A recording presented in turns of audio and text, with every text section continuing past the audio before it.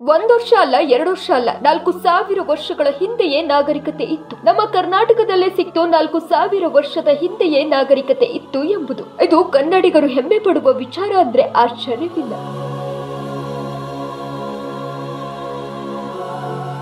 ಕರ್ನಾಟಕದ ರಾಯಚೂರು ಜಿಲ್ಲೆಯ ಮಸ್ಕಿ ಪಟ್ಟಣದಲ್ಲಿ ಮಲ್ಲಿಕಾರ್ಜುನ ಬೆಟ್ಟ ಮತ್ತು ಆಂಜನೇಯ ಸ್ವಾಮಿ ದೇವಾಲಯದ ಸುತ್ತಲೂ ನಡೆದಿರೋ ಉತ್ಖನನದಲ್ಲಿ ಮಾನವನ ನೆಲೆಗೆ ಸಂಬಂಧಿಸಿದ ಸುಮಾರು 4000 ವರ್ಷಗಳ ಹಿಂದಿನ ವಸ್ತುಗಳು ಪತ್ತೆಯಾಗಿದೆ. ಹಾಗಾದ್ರೆ ಉತ್ಖನನ ಅಂದ್ರೆ ಏನು?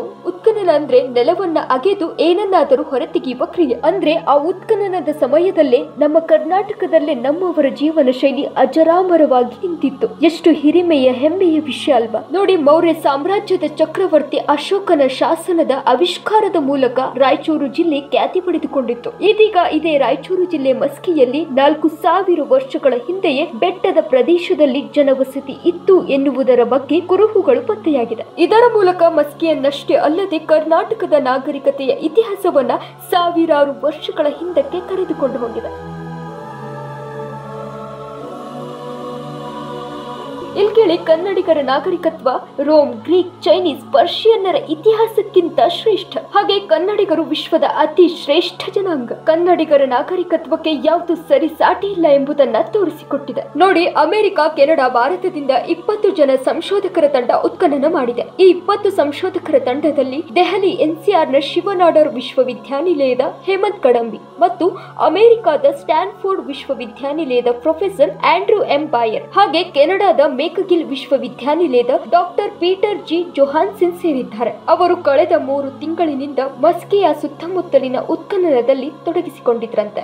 ಈ ಉತ್ಖನನದ ವೇಳೆ ಪ್ರಾಚೀನ ಕಾಲದಲ್ಲಿ ಬಳಕೆಯಲ್ಲಿದ್ದ ಪಳೆಯುಳಿಕೆಗಳನ್ನ ಸಂಗ್ರಹಣೆ ಮಾಡಲಾಗಿದೆ. ಉತ್ಖನನ ಮತ್ತು ಸಂಶೋಧನೆಗಾಗಿ 271 ಸ್ಥಳಗಳನ್ನ ಗುರುತಿಸಿಕೊಂಡಿರೋ ಈ ತಂಡ ಶತಪೂರ್ವ 11ರಿಂದ 14ನೇ ಶತಮಾನದಲ್ಲಿ ಜನವಸತಿ ಇತ್ತು ಎಂಬುದಕ್ಕೆ ಸಂಶೋಧನೆ ನಡೆಸ್ತಾ ಇದ್ರು. ಅವರ ಮನೆಗಳ ಆಕಾರ ಮಣ್ಣಿನ ಮಡಿಕೆ ಸೇರಿ ಹಲವು ವಸ್ತುಗಳನ್ನ ಪತ್ತೆ ಹಚ್ಚಿ ಅಲ್ಲೆಲ್ಲ ಹುಡುಕಿ ತೆಗಿತಾ ಇದ್ರಂತೆ. ಆ ವೇಳೆ ಆಗಿನ ಜನರ ಜೀವನ ಮಟ್ಟ, ಆಹಾರ ಪದ್ಧತಿಗಳ ಬಗ್ಗೆ ಸಂಶೋಧನೆ ನಡೆದಿದೆ. ಆ ಸಮಯದಲ್ಲಿ 4000 ವರ್ಷಗಳಿಗಿಂತ ಮುಂಚೆಯೇ ಇಲ್ಲಿ ಜನರು ಸಹ ವಾಸಿಸುತ್ತಿದ್ರು ಎನ್ನುವ ವಿಚಾರ ಗೊತ್ತಾಗಿದೆ. ಇಲ್ಲಿ ಇತ್ತೀಚಿನ ಉತ್ಖನನಗಳು ಉಪಕರಣಗಳು, ಮಣಿಗಳು, ಕುಂಬಾರಿಕೆ ಮತ್ತು ಪ್ರಾಣಿಗಳ ಅವಶೇಷಗಳನ್ನ ಬಹಿರಂಗಪಡಿಸಿದವು. ಇದು ಶ್ರೀಮಂತ ಭೂತಕಾಲ ಮತ್ತು ಸಂರಕ್ಷಣೆಯ ತುರ್ತು ಅಗತ್ಯವನ್ನ ಎತ್ತಿ ತೋರಿಸುತ್ತದೆ.